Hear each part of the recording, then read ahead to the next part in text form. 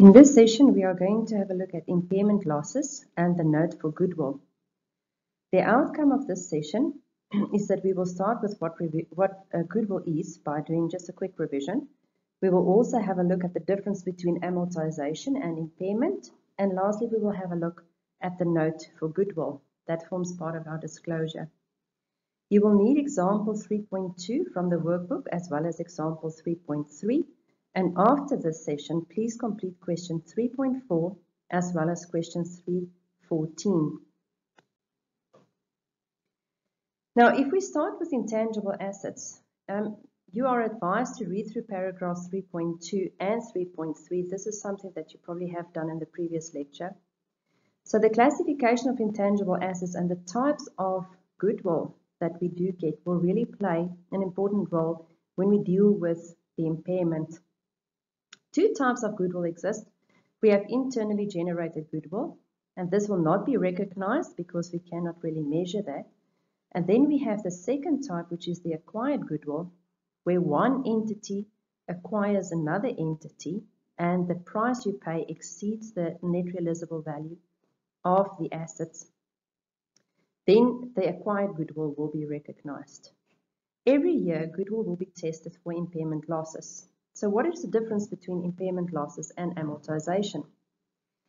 Impairment losses can apply to any type of asset, but in this particular chapter, it refers to the decrease in value of the intangible assets. Amortization, on the other hand, is the systematic allocation of the historical cost of an intangible asset over the useful life, which is similar to depreciation for non-current tangible assets.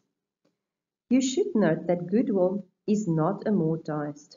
That means we cannot spread the cost of goodwill over its useful life. And the reason is because goodwill does not have a useful life. The useful life is unlimited. So goodwill will only be tested for impairment. Let's have a look at example 3.2. An impairment loss is a downward adjustment to the value of acquired goodwill. So if we have a look at example 3.2, you would remember that the goodwill was acquired at 30,000 Rand. But at the end of the financial period, we have obtained the services of management consultants, and they have determined that the goodwill's value must now be reflected as 25,000.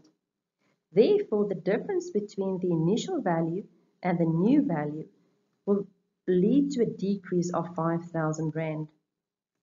This 5,000 Rand will be entered in the general journal, and impairment loss will be used and debited. Impairment loss is an expense account. The account that will be credited is the accumulated impairment loss on goodwill account, and this account is a negative asset that will show us the carrying amount of goodwill.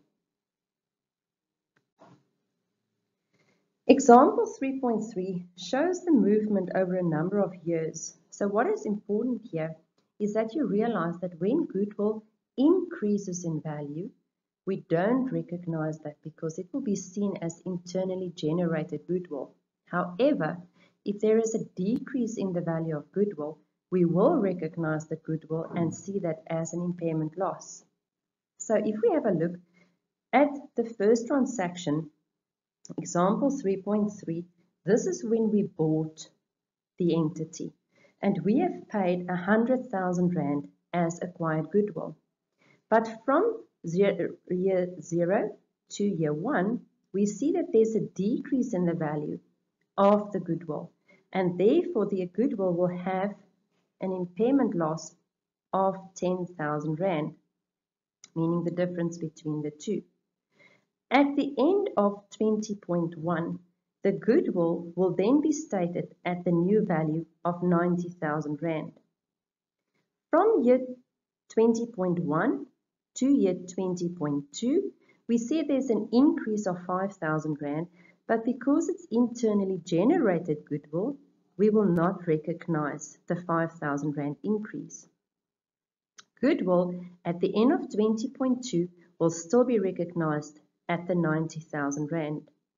Then in 23, we see the goodwill has decreased, but because the goodwill is still at 90, moving from 90 to 90 will have no effect.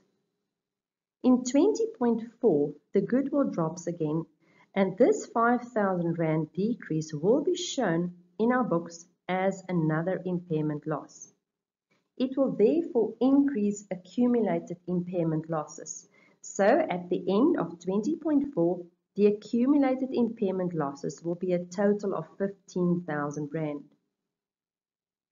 At the end of 20.4, our goodwill's value will now be disclosed as 85,000 Rand and no longer as 90.